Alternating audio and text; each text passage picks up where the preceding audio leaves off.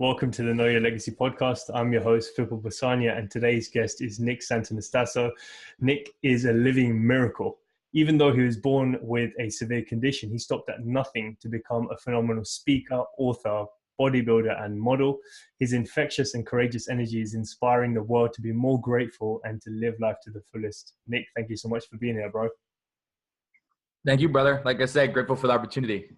No, most definitely, man. So I definitely want to get into your story and sort of the condition and things of that nature, so people who don't understand can have a better understanding of where you come from. But just before we do, let me ask you this. What's been the most emotional part of your story or your journey so far for you? I think, to be honest, of the whole journey, I think it's self-reflecting. I think I myself don't take enough time to self-reflect. I mean, even last night I was up till like 4 a.m. and I was just scrolling through my Instagram. It was like pictures of when I started Vine, of like how I looked and like how I evolved. And I'm just like, wow, I probably don't give myself enough credit. So I think just self-reflection can be an emotional time, right? And just be like, wow, like look how far I came. But I think, another emotional time is just that transformation from 14 being that suicidal person to 16 amputating the arm to 21 to the person I am now. I think I'm 22 now, but 21 and 22 I think have been the most transformational years of my life. Most definitely. No, so I want to go into that because I think there's different things have happened throughout the journey at different ages for you, because I know you've made a few different decisions along the way that have changed the way that you're living today. So if we go all the way back, for those who may not be familiar with the story, like let's go back to the womb, because I'm sure you've spoken with your parents about what their emotional situation was and what obviously what you were doing in the womb at the time as well, so people understand. Yeah. So my mom, she has 4 kids altogether. I'm the baby. And so all my older siblings are, they're all older than me. And so it was their 4th pregnancy. And like I say, everything was going fine. We went in for the first ultrasound, everything was fine. Second ultrasound, everything was fine. And then I guess my mom went in for a late ultrasound, and that's where they kind of pulled up the baby on the screen, myself. And, that's where the doctors started looking at each other with these puzzled faces and said, there's something extremely wrong.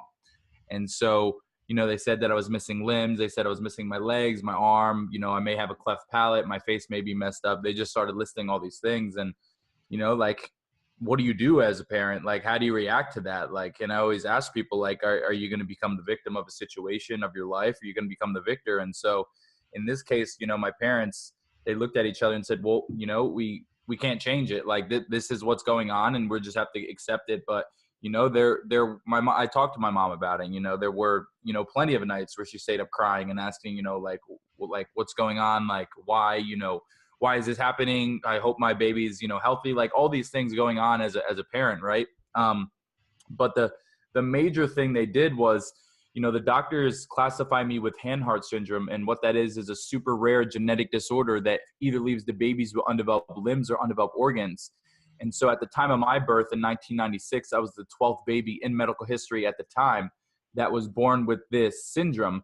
And so out of the 12, 8 of them have passed away due to undeveloped organs. So basically the babies are born and they can't breathe on their own. They can't eat on their own. And so, they looked at my parents and said, your baby boy's got about a 30% chance to live. And my parents did what everyone should do. And that's focus on the 70. That's focus on, the chances of you. No, 30%. Sorry, I'm flipping. They didn't focus on the 70. They focused on the 30. And so what I always tell people is, like, focusing on the negative will never serve you, like in any situation. And so that kind of goes hand in hand with being emotionally invincible and not like focusing on things you can't control or, getting upset over things that, already happened, So I think my parents played a huge role in just, right, positive energy and just focusing on the 30 because you can't change it. And were any of your other brothers and sisters affected by it? Or was it just literally just you in all of the family history that you've got? That's a great question. And now I'm going to ask my parents, because I wonder if they told my siblings if they knew what was going on. I wonder if or I was just born and they're like, hey, here's your baby boy. But I remember, all my siblings were younger, right? They were all kids. And I know for a fact that, like, when I was born, my siblings never even mentioned it much. They were just like loving on their baby brother, right? Like, it just, it was just like pure kids being pure. Yeah. No, it makes a lot of sense. So what was it like in school then? So like when you first started, did you have to go to, were you homeschooled, or was there a school that you went to? And then like, I guess your interaction with some of the other students growing up. Yeah, so my mom actually worked at my preschool. She worked at my preschool, so I went to a preschool. I went to regular school, and I remember like weird things. Like I would have to get like a tetanus shot because I walked on the ground, right? And there was a lot of like germs on the ground, so like I was getting hit with shots because I was walking around the ground and stuff. But I didn't realize I was too different, to be honest. The only thing that I noticed that I didn't like was the hand, the way my hand looked, and I used to like shove it in hats and like take pictures like this, and as a super young kid, and so there was some self consciousness, like I don't like it. But other than that, I didn't realize too much I was different, and my parents played a huge role in that, is just like sitting me down and saying, listen, Nick, like you're gonna have to figure out how to do things your way. Like things are gonna be hard. They're gonna take extra time. Like you're gonna have to work a little bit harder than other people, but like you're gonna figure it out. Like you'll find a way. And so I always say that, everything's like muscles, like exercising muscles. And what I mean by that is like the majority of people right now, especially kids, they're not exercising the muscle of doing things that are hard. So when things are hard, they just give up, right? They throw the towel in. But like how you exercise that muscle is you continuously do the tedious things. You continuously do the things that are hard, that get your brain going and allow you to, kind of create that solution. But if you never exercise that muscle, you're not going to be, you're going to get smacked in the face when things get hard. And so I think that was one of the biggest advantages I had as a young kid, was my parents were like, here, Nick, here's your clothes. Like, have fun, like figure it out, like in a polite way, in a supportive way, but like figure it out. Mom and dad are not going to be here forever. Here's your food, And so it's just like I exercised that muscle, but I looked everything at like as a challenge, like a game. Like, all right, like how am I going to get on a chair? How am I going to flip onto the table? Like, what's next? It's just like I just exercise that muscle. And so if there's one thing that I want people to get out of this situation is like exercise the muscle of putting yourself in uncomfortable situations, and exercise the muscle of doing things that are hard and doing things that you don't want to do. Is there anything you still find difficult to do on your own?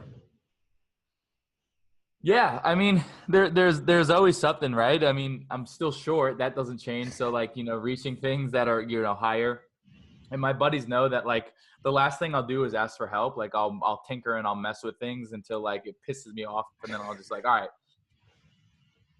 it's frustrating for me to just delegate and like have you hand this over to me. But I always challenge myself. I'm still challenging myself. Like, if I was trying to plug in my phone charger, I know that I could grab the phone charger like this and plug it in, but I'll mess with it with one finger and see if I could do it with one finger. And like I just like always push it's crazy. Yeah, Always exercising that muscle, right? it's just a mindset though, isn't it? It's just like what else can I do? What else can I do? What Yeah. else can I do? It's just exploring your boundaries, And I think Yeah.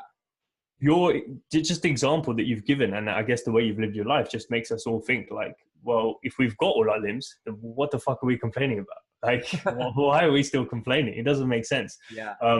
But so yeah, so you're in, so that's preschool. What happens after that as you go into, I guess, elementary, middle school, that sort of age, coming up to your teenage years?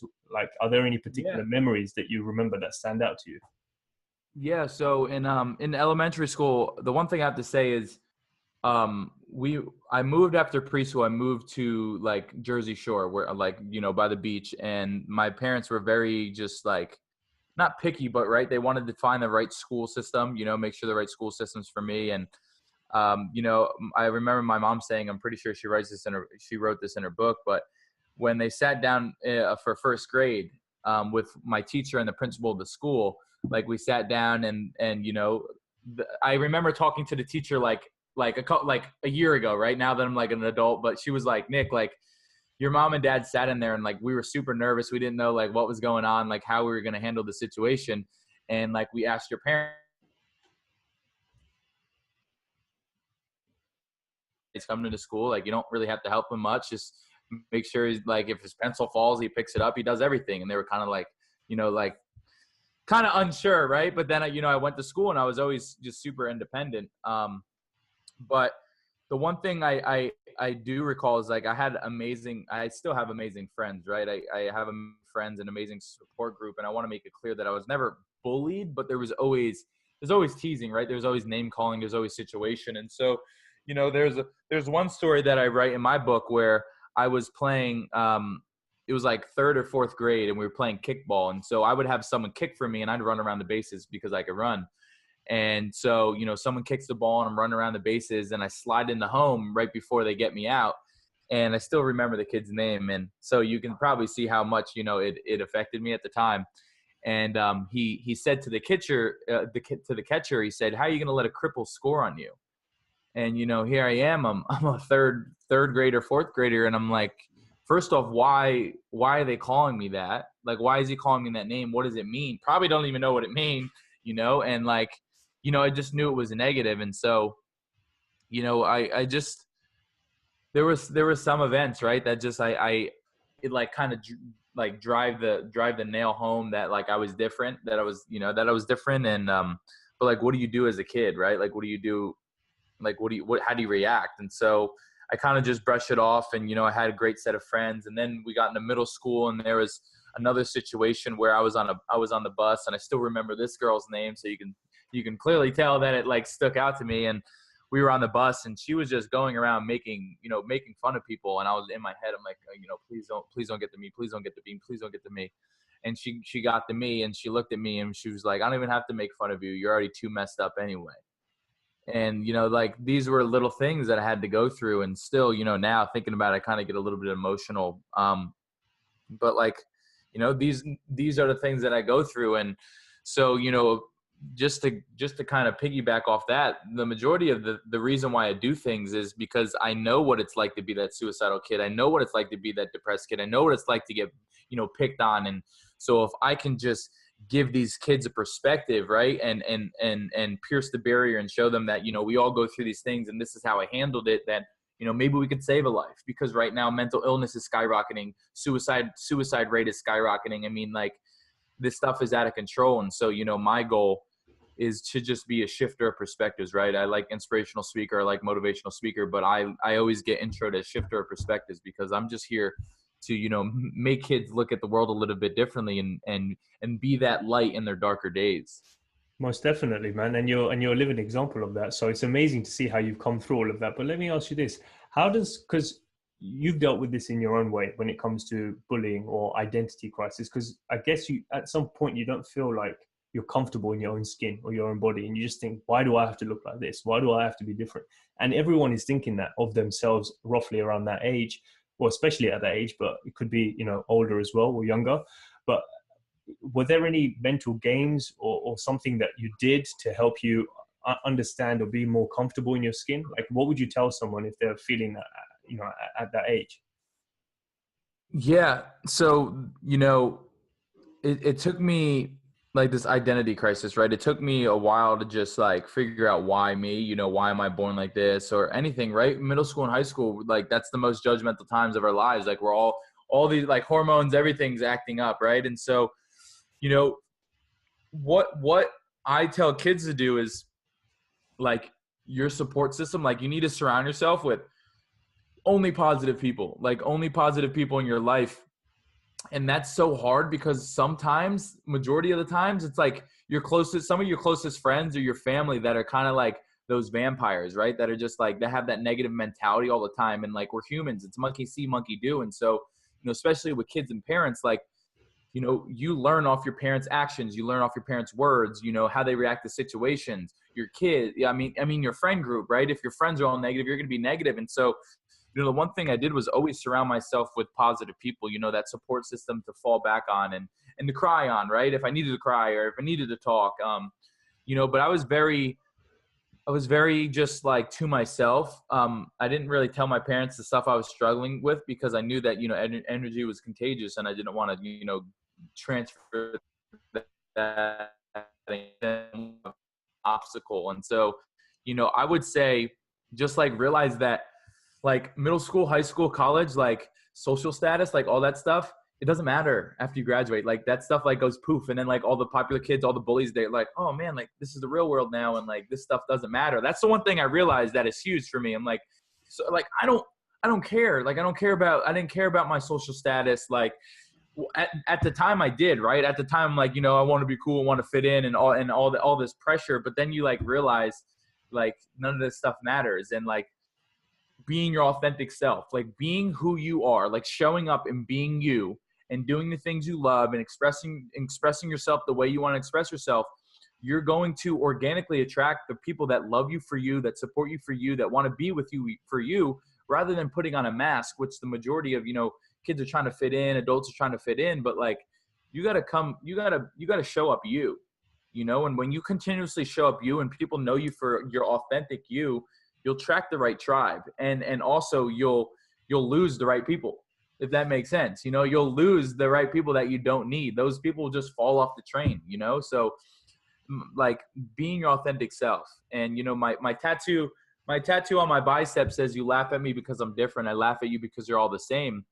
And that's not just like a Nick quote. That's like an everyone quote. Like, who wants to be a sheep? Like, who wants to be with the rest? Like, go do you. Go down your path. Do what you want. Like, man, we got one life. We got one try at this game. Like, whatever you think this life is, like, so you got one. You're here. You have one time. You might as well live it the way you want to live it, rather than having all these opinions and all this stuff. Dictate your path. That's exactly it. And it goes past school as well, because your life in general, like they're going to be gone. The people that you think are judging you, or you're scared to get approval from, they're the ones that they're not going to be around anyway. So you might as well just do what you need to do, because in the end, all that matters is you looking back at your life. You're going to be on your own. You're going to think it's only you. Only relationship. That's it. Either I regret it or I'm happy. And if you regret it, there's nothing you can do about it anyway. So that's why this whole podcast is called Know Your Legacy. It's like, figure out what it is and then go after it. Because you figured it out, no one can get in your way. Because most people don't really know what they want, or they're scared to go for what they really want. They're more susceptible to people's opinions or judgments, and they try and fit in. And before they realize it, I guess it becomes too late, doesn't it? So just to go back to the story in terms of the timeline, I guess you're around like 12, 13, and you said you were having some thoughts about suicide and things. Can you shed some light on that, and like how you actually got to that dark place? Like, what sort of led up to that? Yeah. So middle school, high school, like you want love. You want people to love on you. Girls, whatever way you go, you want girls to love on you. You want guys loving you, whatever it is. And so for me, I didn't get much female energy. I didn't get much, love from females. You see your buddies and, the girls talking to girls, and, girls really didn't talk to me in that way. And so I lacked that. I lacked that. And, like, we're the only humans that could think of how to make ourselves pissed off and think of how to make ourselves extremely happy. Right. And so we tend to stack things, and when one thing goes wrong, or when one bad thought comes in your head, you tend to just start thinking about all, and you just bury yourself. And so, when I wouldn't get love from girls, and I'd be like, oh, I'm disgusting. My physical differences. That's why they don't like me. I can't walk a girl to her locker in between class because I have an aide pushing me in a wheelchair. Does she want to hold my hand because I have a one finger? I can't hold her books for her. I can't do the locker for her. Like, boom, boom, boom, all these thoughts, and just suicide, because I just wanted to be a normal kid, right? I just wanted to have that love and have that affection. And, so I didn't get that. And so, when my friends went to parties, I would stay home and cry and I'd cry in the shower so no one knew. And, I wanted to be normal, right? I wanted to have like someone loving on me, and I never got that. And so that actually turned into me just kicking that under the rug, basically just like totally shutting down all female energy. And we'll get into that later. But this brought me into these suicidal thoughts. And then, like I said, we just stack. So it's like, I'm not normal, and, I'll never ride a bike. And I'll never be able to ride a bike, or never be able to run track, and, just all these thoughts that go through my head. And so, what I tell people is, now the biggest key is self-awareness and realizing the state you're in. So realizing the way you're thinking, realizing the way you're sitting, your posture, everything, and what you need to do. It's kind of like entrepreneurship, is you need to sit in your gut. You need to sit in the mud for a little bit when you're in that situation, because you need to realize, like, okay, This is how I feel. I don't like feeling this way, and I don't like these thoughts going through my head. So how am I going to change it? And so, I'm going to give people actionable steps right here. So basically I was like, oh, I'm disgusting. My physical differences, girls don't like me. But then you reframe it and you say, well, if a girl doesn't want to love on me because of my physical differences, then my situation is an authentic filter. And those are the type of girls I don't want around me anyway. How empowering is that? That's way more empowering than saying I'm disgusting. Or, one of my limiting beliefs was that I'm stupid and I'm good at school. But now, one of my affirmations is like, I'm learning each and every day. When I ask a question, I'm learning. Or when I read a book, I'm learning. Or when I do cardio, I'm bettering myself. We need to know the power of reframing, and we need to exercise that muscle of reframing. And so I think that's the biggest thing is self-awareness and realizing, okay, I'm in this really dark place. Let me talk myself out of it. Because listen, you can watch motivational videos. You can watch Nick on the screen. Like, you can watch a bunch of things, but the only person that is going to dig you out of that hole is you. Like, you have to be your biggest cheerleader. You have to be your biggest supporter, because if you're not lifting yourself up, don't expect others to lift you up. That's the harsh reality. Exactly. No, you're right, man. So what happened around that time when you got into, I think it was wrestling? Was that around 14, 15? Yeah. So, I got into high school and I'm an out of shape kid, and a specific memory comes to my mind actually that I'll just share real quick. I was getting pushed down the hallway. I was a freshman, and like when your shirt's too tight and like your stomach's kind of like sticking to it. I remember just like always pulling my shirt. I was always self-conscious, like, always pulling my shirt. It's so funny to see how far I came, but I was just this out of shape kid, and I was looking for an outlet. I was looking for an extracurricular activity. I was looking for a sport, something. And, my whole life, my brother wrestled. I always supported him, and my best friends still today, all wrestlers from my high school. And so I just organically looked up to these wrestlers. And, my best friend, Dan, we're still best friends to this day. And he got me, he wrestled his whole life, but he decided to bowl in his freshman year. And so, I did bowling the first year and realized I wanted something much more, but it was a first step, right? I was getting out of my comfort zone. I was being on a team, I was playing a sport. And then, my sophomore year, all my buddies were like, Nick, like, why don't you try wrestling? And I was like, I can't, my arm. And what I mean by that is this arm used to be, this will be video too, right? Or should I explain? Yeah. No, it'll be video too. Yeah. So for those of you on audio, my right limb, which is a little bit shorter than my elbow, it was 5 inches longer than it is now. My bone was growing faster than my skin. So it was super sensitive, super tight. I couldn't really touch it on things. And if it would have hit my arm hard enough, my bone would have came through. And so, I was like, I marinated on this thought. I was like, man, if I could be labeled as an athlete, if I could be labeled as a wrestler, I thought they were the, most badass thing ever. And I was like, man, like, this would be really cool if I could do this. This would probably like, instill more confidence in me. Maybe at the time I was thinking, maybe I get more girls because I'm a wrestler now, right? Like all these things. I'm a high school kid. And so, I come home one day and like I said, my parents supported me in everything and anything, but this was a little bit different. I was like, Mom and Dad, I want to be a wrestler. And my mom was like, Nick, like, oh no, wrestling's the most physical sport. Like, what are you going to do if you're going to hit your arm? What are you going to do when your bone comes through your skin? Like, you don't want that to happen. And I said, can we take care of it? Can we cut it off? And they were like, well, what do you mean? And I was like, yeah, like, can we amputate? Can we do something? And, they're like, is this something that you really want to do? And that's what I told them. I'm like, yeah, this has the ability to pivot me. I really want to do it. I want to be with my friends more. But like, to the people out there, like, what are you willing to sacrifice just for an opportunity? Because I didn't know if I was going to be a JV wrestler, a varsity wrestler. I didn't know if I was going to make the team, but like, I put myself out there. I was able to sacrifice. And that's also a muscle that we need to sacrifice, is our muscle of pivoting.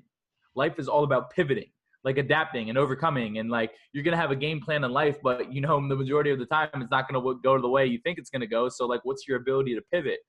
And so I told my parents, yeah, this is something that I really want to do. And so my sophomore year, we scheduled the amputation. And what they did was they lasered 5 inches of the bone off.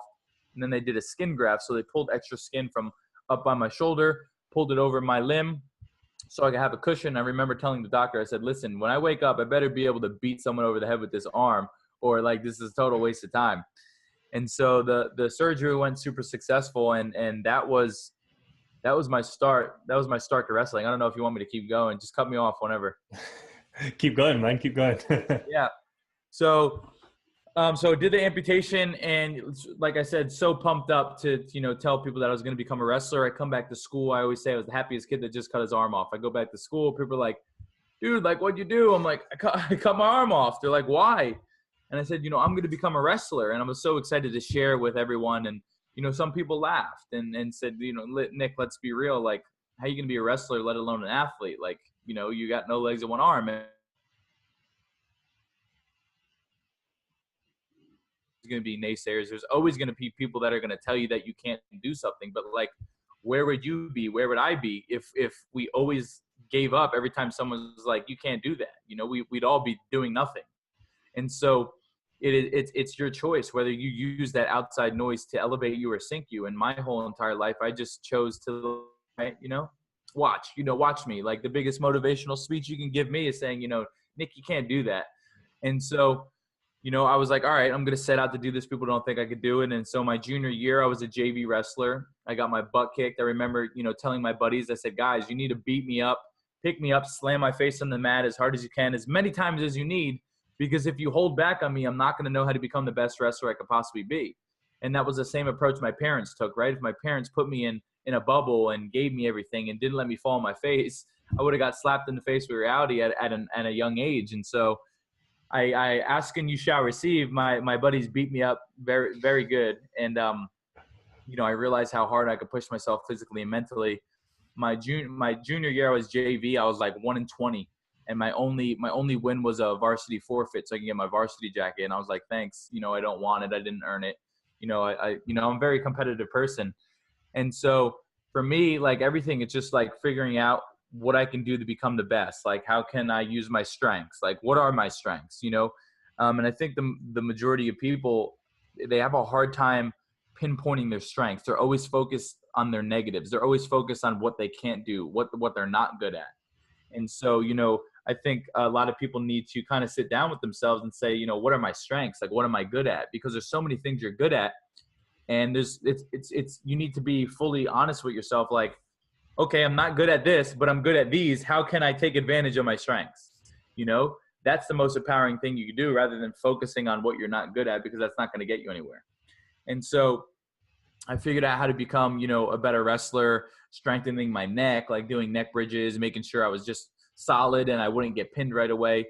And so my senior year, I came out as the 106-pound varsity wrestler from my high school.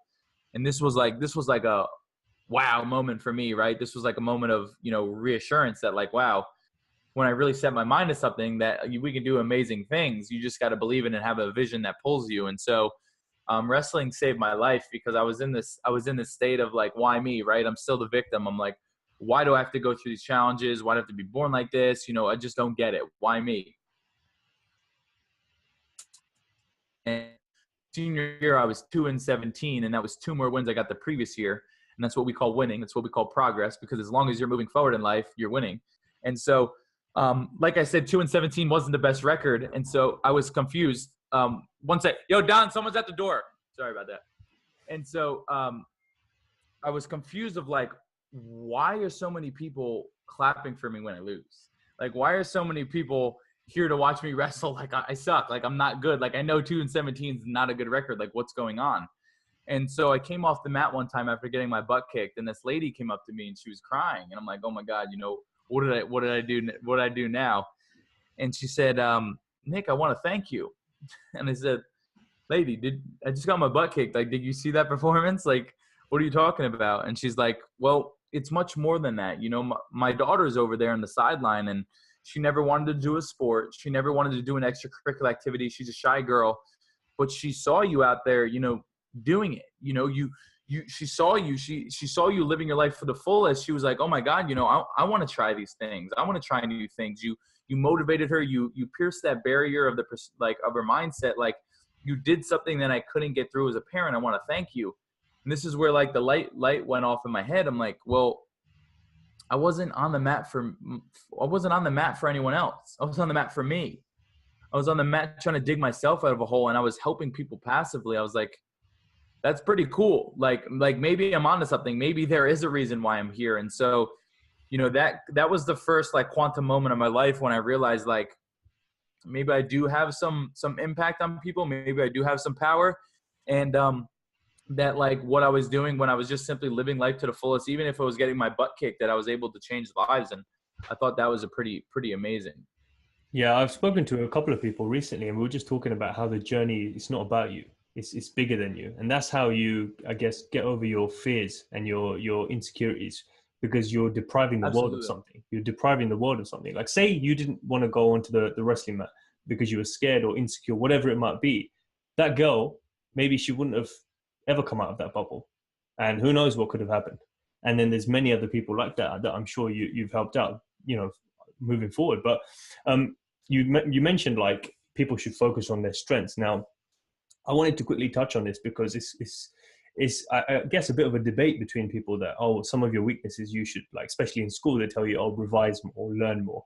I don't know how that worked for you in terms of school and then also life, because now coming out of school, I'm not in school anymore, neither are you, but like in life, it makes more sense to focus on your strengths because they're more likely to be the direction of your gifts and your talents. And life becomes a lot more easier because you're able to serve more people with that. With your weaknesses, it becomes a lot more difficult. So what would you tell those who are in school right now, and I guess they've been told to focus on areas that they're weak at rather than their strengths? And what would you say your strengths are?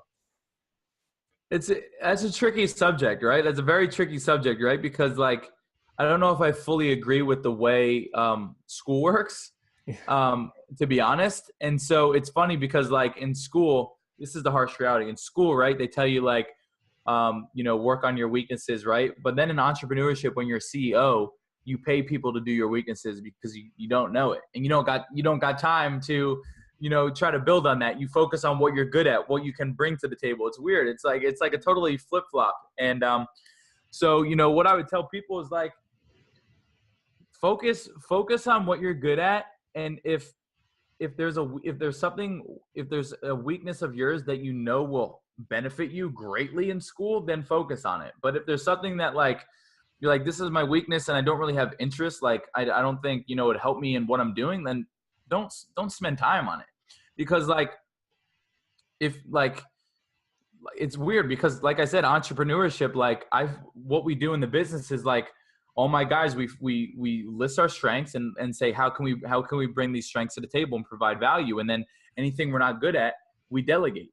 Bedros talks about being a master of delegating, master of delegating. Like when he doesn't know how to do something, he goes and pays someone to do it, or find something, or learn somewhere. It's just like you delegate. And so you have to realize that time is the only thing that you can't get back, right? Time is the most valuable thing. And so if it's more efficient for you to put someone in the right place, that's their strength, then you're also helping people. You're also helping people because you're putting them in the right position with their strengths. And I think even in 9-to-5 jobs, there's so many people that are in positions that don't even go with their personality traits. Like they don't even know that, like, someone's more social, but they're doing numbers. Like that's not your job. Like that's not your avenue, bro. Like that's not where you should be.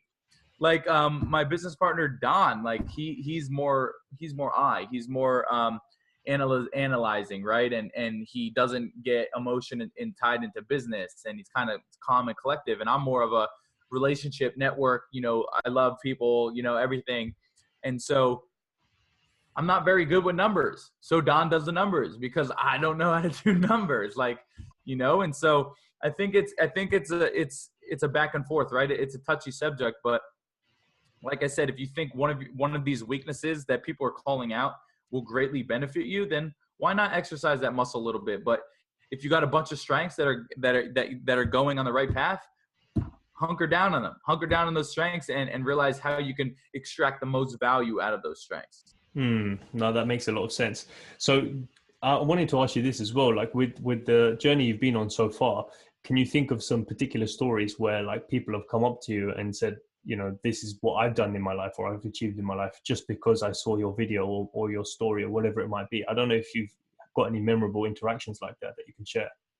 I had a recent one. You see, this picture behind me was one. So my my team surprised me. I never got surprised like this, but after my Ed Milet podcast dropped, there was a group of friends from Tahiti, in the Tahiti Islands, that watched it, and he said that I changed his life. I totally shifted his perspective, and like literally that he was so moved that he wanted to create an art piece, and he wanted to fly it out to me and surprise me. So he told this to my team. He spent 2 weeks straight of 10 hours of painting to paint this picture behind me of my crew.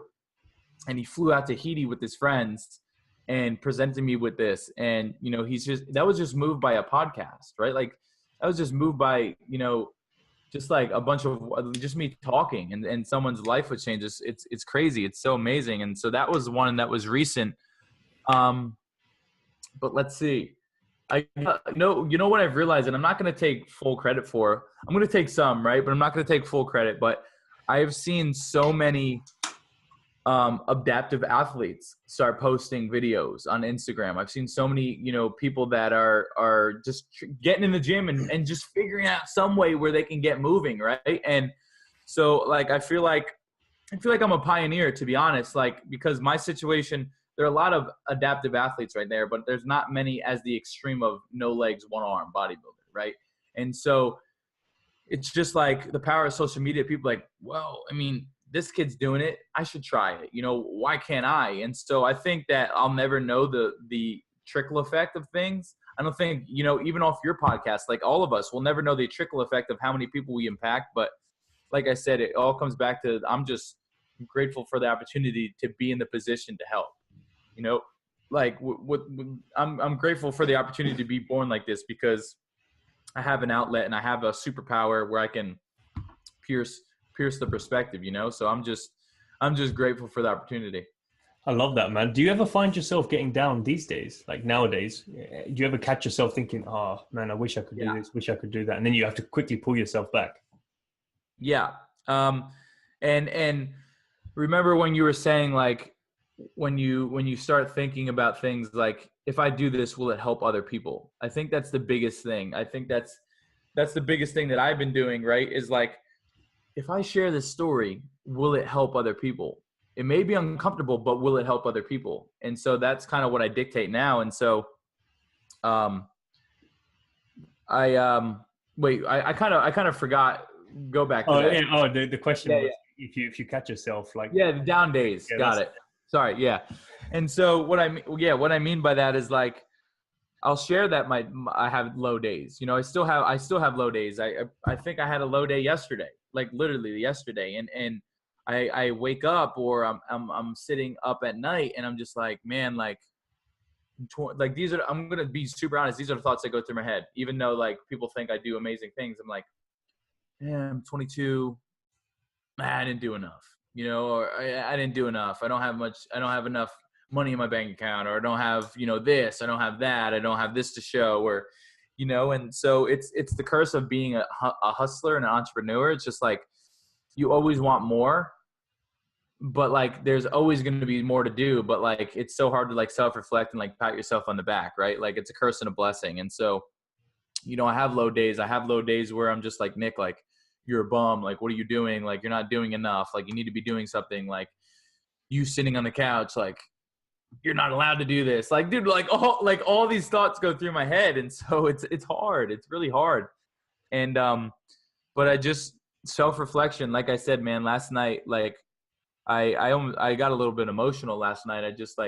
I scrolled down my whole Instagram feed, like my whole entire Instagram feed, because I never delete posts. And, so I scrolled down to like high school, and then I scrolled to like where I started Vine, and like my captions, little value, like just, what's up, babes? Like, love you. Like, just like, I'm like, oh my God, like, look, like, really. And it's just like, we have to do that. We have to self-reflect. I'm like, man, like, look how far you came. And I think, even myself, I don't give myself enough credit.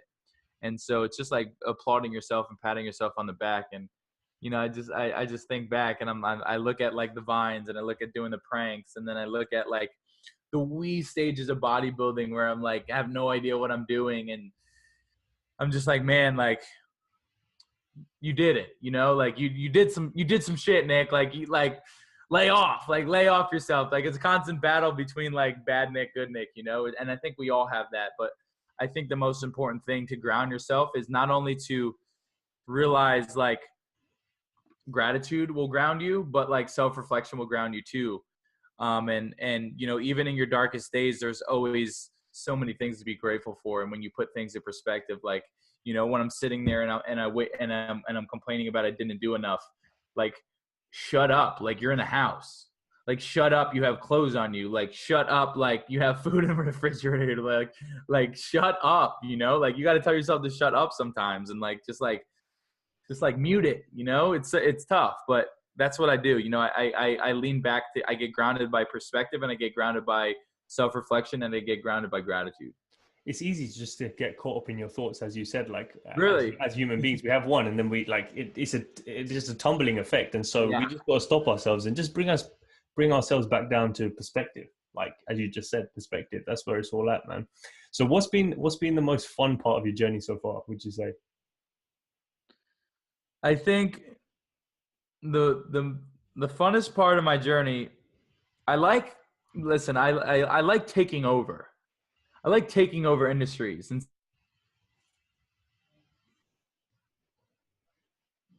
Thrive talk and like thanking me for burning it down on Thrive. I'm just like, yeah, bro, I had to prove myself. Like, these people have never heard me speak. You know, it's a bunch of Grant Cardones, Ty Lopez, and then you got this young stud who comes out and just burns it down before Ed Milet. Like, you know, I wanted to show people what's up. And so, you know, I'm taking over. But I am so grateful to be able to travel with my boys, like just be able to not only travel, but to help people along the way. And, you know, like another self-reflection, like, I've been to so many places this year, and I'm just like, Nick, like, shut up, right? Like, back to the shut up thing, you know, like, you've done so many amazing things. In 9 days, I will be touring China on a speaking tour for 2 weeks. This is my first year of speaking. Like, what is going on? Like, just making moves, right? And so I'm excited about that. I'm super excited about China. I'm super excited about, you know, I still plan on taking over the modeling industry. I got the Walk the New York Fashion Week runway. That just going in with a message of like, right, the most attractive thing you could be is different, being your authentic self. And, you know, one of the things that I've been tinkering on is I've been writing raps. So like, my number one dream when I was a young kid was to be a singer and be a rapper. And so right now I've been writing raps. I've been writing songs. And so like, low key, like, I'm going to write and produce a whole album, not let anyone know about it. And then I'm going to let songs out, like boom, boom, boom, boom. But it's like all about like songs that are deep. Like, do you know Russ? Do you know Russ the rapper? No, I haven't heard of him. Okay, so you have to look up Russ, Russ. But like, his stuff is just like deep. It's meaningful. It's meaningful words, right? And so I want to come with the message. Like, I want to, like, if I'm so good with my words on a stage, right, speaking to business people. Well, music, you reach so many people. And so if I can express how I feel and express my mindset and my perspective through music, we could touch so many more people. Like, I'll even give you a sneak peek. Like, I have a line that says, life is a wave. I'm just staring at a tidal. I'm just trying to be the light for the kids that are suicidal. Like, hard, like, you know, right? Like, bar. I love that. Yeah, exactly. And so if I could connect kids with like that, you know, that's dope. You need to get that out ASAP. You need to. Yeah, thanks. That was only one line, bro. And so, but like, yeah, that's something I've been working on. And like I said, I just love going into industry and figuring out how I can take it over, you know? So right now, focus on speaking, focus on modeling, focus on, you know, the mindset, the program, the book, my mom's book, focusing on that stuff. But in my spare time, I'm expressing myself through words and expressing myself through, you know, singing and rapping and, you know, just saying hard stuff, but like meaningful things, because I think we can all agree that like, the rap stuff, like, you got people like Lil Pump who wake up and they, you know, they're superstars and they talk about doing Xans every day and codeine. And I'm like, what is going on? So I'm trying to help that industry too. Yeah, most definitely, man. I think now it's a really good mindset to have, because when you're going into an industry, if you're not going to make a mark, then what's the point of doing it altogether? Like, there's no point of Yeah, a going good in. mark, right? Like a Yeah, good mark. yeah, exactly. So let me, before we get into the sort of final few questions, let me just ask you, if you could touch a little bit on how you got into bodybuilding and then modeling as well, because I can imagine, I'm not in the modeling industry, but I can imagine it may have been difficult at the start just because of the perception or the mentality of that industry of like they want people to look a certain way. So like just so people have an understanding, and same for bodybuilding as well. Yeah, so I got to be, I'm a big believer in manifestation and putting stuff out there in the world, and like you're going to attract the right people, attract the right opportunities. And so, um, I started bodybuilding because I was done with pranking. I was like, damn, like what's the next? Like I need something bigger and better. And so I looked at the fitness industry and I said, how many guys have no legs and one arm that are bodybuilding? And no one was doing it. And I said, well, if I get in really good shape, and if I, able to promote maybe a supplement company, maybe I make a little bit of money for being in shape. Like this is marketable, right? I was using my entrepreneur mindset at an early age when I didn't really know much about entrepreneurship. But I started bodybuilding and going in there with my best friends. And like I said, trial and error, just figuring out which ways work for me. My knowledge and training got better. My knowledge and nutrition got better. My physique started to change and people started to pick on. And, that's when I moved to Tampa, and I promised everyone I was going to step on the competitive bodybuilding stage before 2017 was over, basically showing people like, I know nothing about this, but when you throw yourselves in uneasy waters, you're going to force yourself to learn how to swim. Like that's what's going to happen. Like you put yourselves in uncomfortable situations, you exercise that muscle and you adapt and overcome. Like you need to keep putting yourselves in uncomfortable situations. And so did a 12-week preparation, and that's where I met The Rock, which I'll go real fast through all of this. I was in the gym, and my buddy was like, The Rock's upstairs lifting. I'm like, that's dope. Can I still lift? And he already knew me he retweeted one of my lifting videos. And so I already knew that he knew who I was. So I was like, guys, don't bother him. He'll come up to me, like just don't bother him. And long and behold, his security guard came up to me and was like, hey, you're Nick, right? I'm like, that's me. And he's like, can Dwayne meet you? I'm like, dude, yeah, come on, like bring him on. And so, Dwayne came up, got on my level and was like, dude, I'm such a big fan. Can we get a picture? We took the picture. I told him about my competition. And I told him, I was like, bro, I'm going to do what you did. And he's like, what do you mean by that? I was like, well, you took over the world. I'm like, people knew you for football, and then you knew you for WWE, and then you got into modeling, acting, you do it all. I said, I'm going to do that. And he told me, he said, Nick, you're right, because people put us in any industries and we adapt and overcome. And so that was just like a moment of reassurance for me. And I was like, man, that's awesome. So 2 weeks later, I competed. I was backstage pumping up for my show, and he posted me on his Instagram. And he posted a really long, heartfelt message. And at the end, he said, I want to thank Nick for sharpening my perspective a little bit more on life. And it was like a wow moment for me, because I was like, if I can motivate and shift this guy's perspective that I may not have legs, but I'm here to make a massive footprint in this world before I leave. And so I was like, man, like I can, like, just like, it's all mindset, right? Like I can do anything, like adapt and overcome, like whatever I need to do, I can do. And so I was like, well, I'm going to modeling and making, a modeling portfolio. I know nothing about modeling. And so at first I had my cousin take like really professional photos of me and just post them and, act as if at first. And then like, it's crazy. I was speaking at an event with Gary Vaynerchuk in New Orleans. And I did my speech, and I came off the stage, and backstage this couple ran up to me, which now we're lifelong best friends. It's like family. And they were like, Nick, we own one of the New York Fashion Week magazines. We're doing a retreat in Alaska. Can you speak to 50 kid models and then take the cover of the magazine? Like, yeah, like what? Like, I put it out there. I said it on stage. I was like, I want to get into the modeling industry. And look what happened. I put it out there. I told people what I want. Tell people what you want. Tell people what you want to accomplish, because you never know who they know or who they are. Just put your goals out there, like put what you want out there. And so I got really lucky. I got really grateful, just blessed with an opportunity. And so she was, Gianna, she's my girl. She's basically like my model manager mom, and so she does shoots with me, and she got me to walk on the New York Fashion Week runway for one of her designers. And so, right now we have a lot going on, like, you know, I'm like focused on, there's so many things to focus on, but like, we're going to get back into modeling. It's actually cool because we're doing our next retreat in the Amalfi Coast in Italy for 2 weeks. And I get to bring my parents. My parents always wanted to go to Italy, so I get to bring them free of charge. And I'm going to be doing some modeling in Italy. And so in June. And so that's super cool. But yeah, that's how that's how I got into everything. Awesome, man. No, that's an amazing story. So I think it's just about the whole point of that is, I guess people should understand that you need to put your intentions out there, because you Set your never know. intentions always. Yeah.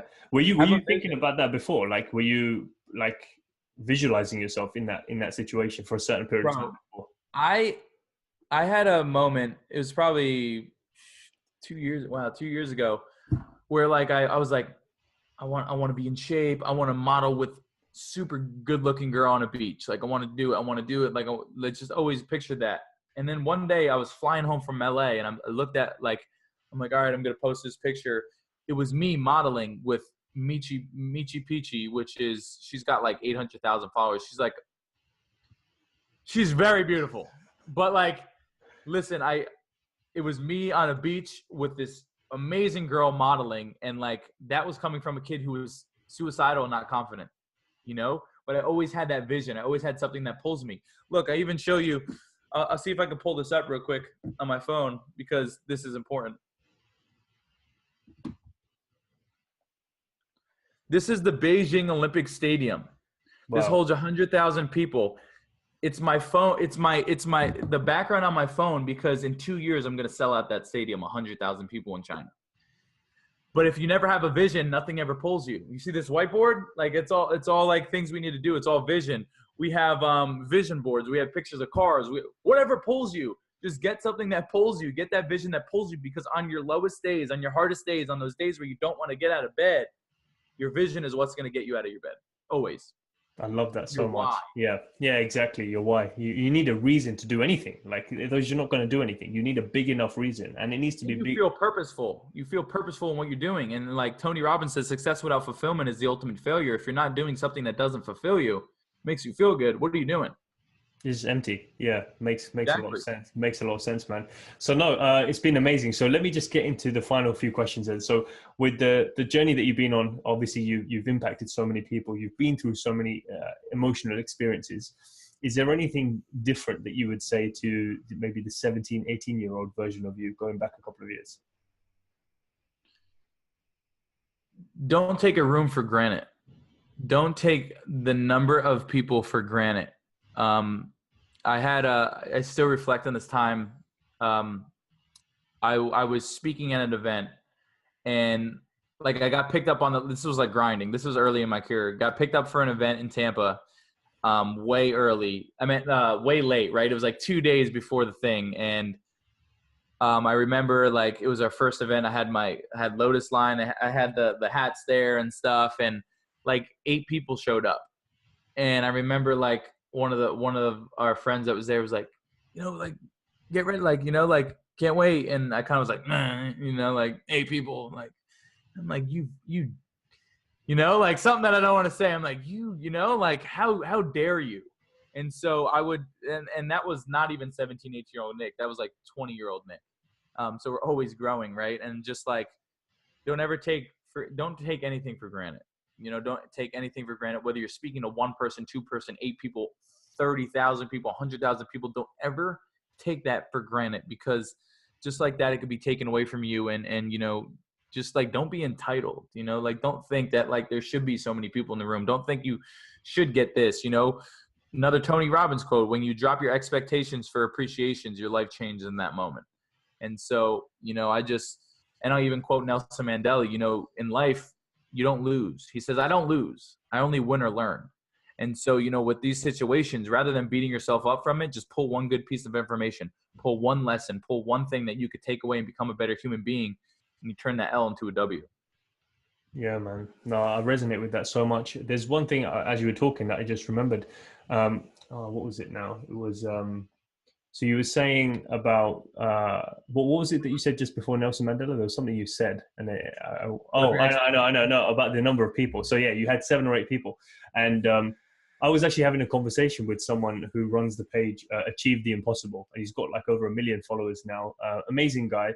And he was talking about when he had just a couple of hundred followers, and people get so butthurt when they think of like, oh, I've only got 100 or 200 followers, and people are really stuck on the numbers.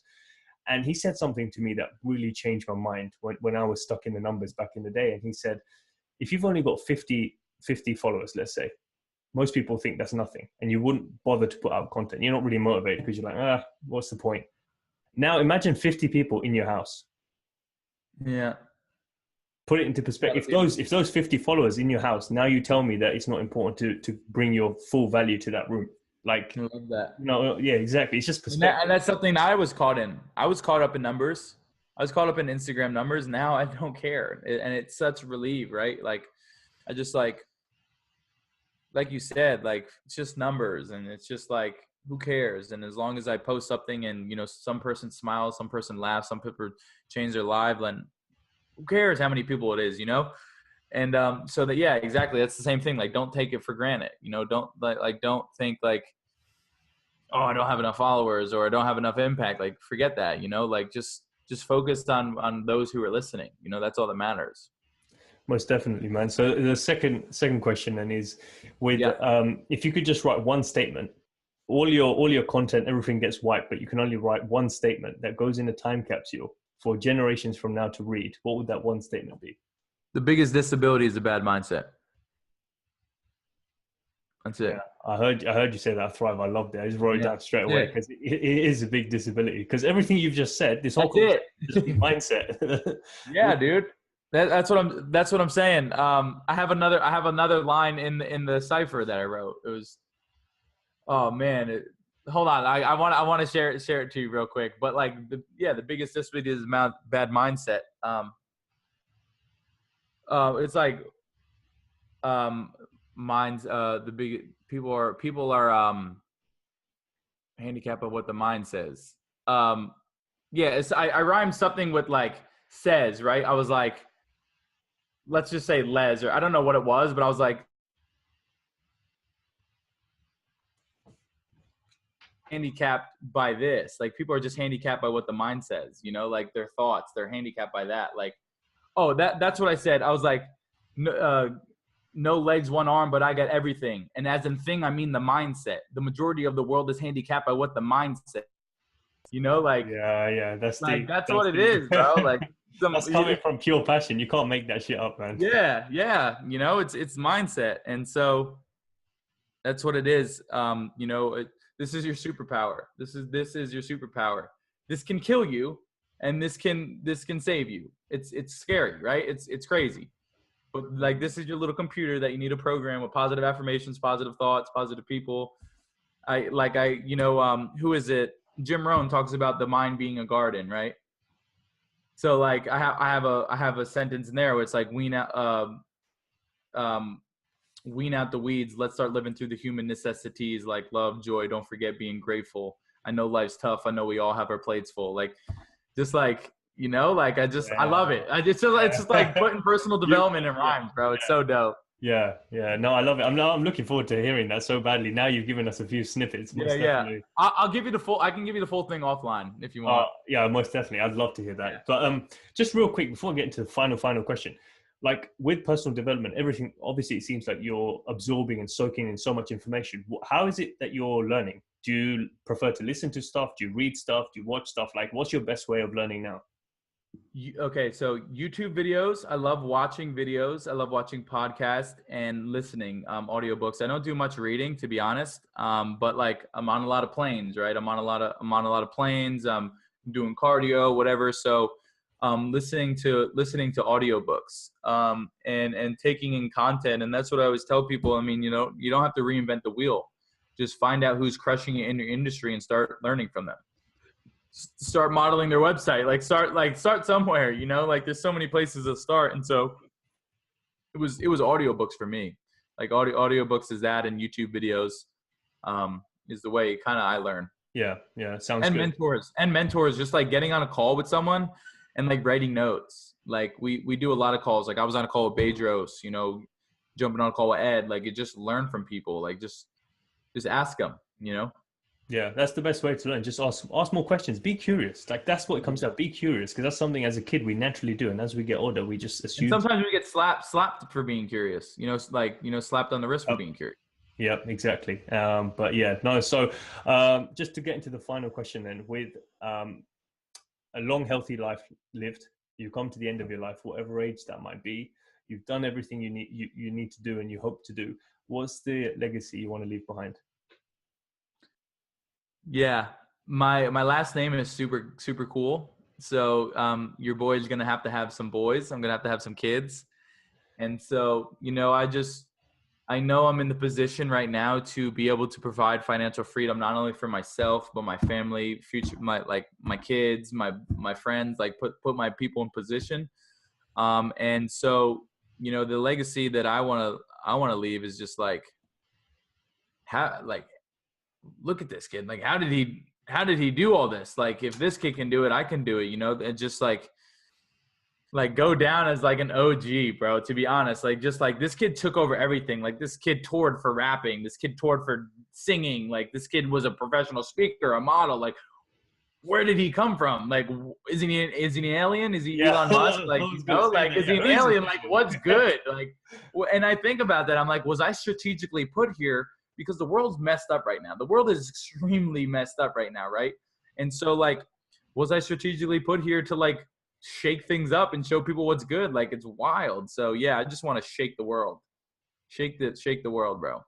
I love that, man, and you're definitely on your path to doing that, man. You've pierced a few industries already. You're going to be doing many, many more. So I wish you nothing but more success, and I look forward to speaking to you again when you've sold out that arena. Yeah, that arena. And then when I do my first rap tour for my album, you come out. We'll party. Yeah, definitely. I'd love that, man. But yeah, no, thank you so Yeah, much for bro. doing this. What's the best place for people to follow you on your journey? Yeah, so my website is booknicksanto.com. And then that's where you can find me. You can contact my team, but also the email that will get directed right to me is booking@booknicksanto.com. And so you can get contact with me and my team immediately. And then also, we have the book on Amazon, Victim to Victor, at how to overcome the victim mentality to live the life you love. And then also my mom's book, who will be out. When do you plan on releasing this? This will be out 2 weeks from now. So where are we now? So we are 30th November. So just before Yeah, mid-December. perfect. Yeah, so that I'll be in China, but when you guys are listening to this, my mom's book will be out as well. Super dope title. It's called Born to Break the Barriers: How We Raised Our Adaptive Child in a Handicapped World. Wow. And so Yeah. Yeah. go check that out. Send me all the links to that, because I'm going to put that in the description as well. I Yeah. will. I will do that. And like I said, I just everyone listening, I appreciate the love. I appreciate you for having me on here. And like I said, man, grateful for the opportunity.